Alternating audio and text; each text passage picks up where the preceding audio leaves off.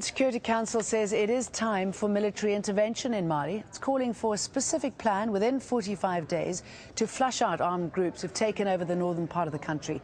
The fighters are gaining local support by abolishing taxes and paying large salaries to young men and children who join them. The UN had been fairly reluctant to get involved, and the initial plans that had been presented by ECOWAS were regarded as short on detail and a bit too sketchy. Over the last few weeks, though, the international community has rallied round the idea of an intervention to help in northern Mali. They had the United Nations given 45 days to ECOWAS to come up with these plans from the 12th of October.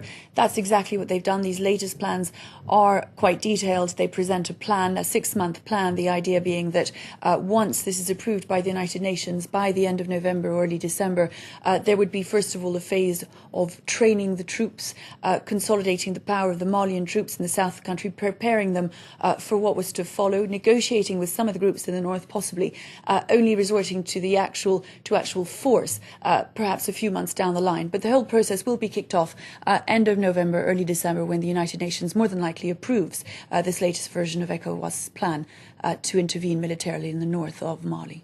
Now, ECOWAS has said that it wants to military intervene, but actually it says it would prefer negotiation. And indeed, negotiations are already on the cards. One of the difficulties, of course, in all this is that there is such a huge variety of groups present in the north of the country. You have Ansar Dine, you have the MNLA of the Tuaregs, and you also have another group, the Movement for Unity and Jihad in West Africa, which are based largely in Gao. And so there are a number of groups with whom one would have to negotiate in order to bring about a negotiated settlement. That has already begun. The MNLA have indicated that they would be willing to accept the idea of autonomy rather than the outright independence they'd been arguing for so many months. As for Ansar Dine, they have been involved, they and their leader, Ayad Ghali, the former Tuareg rebel, now Islamist leader, have been involved in talks that have been hosted by Algeria over the last few weeks. So there is some movement and some room there for hope that dialogue may yet help win over some of those that are present on the ground in the north of Mali.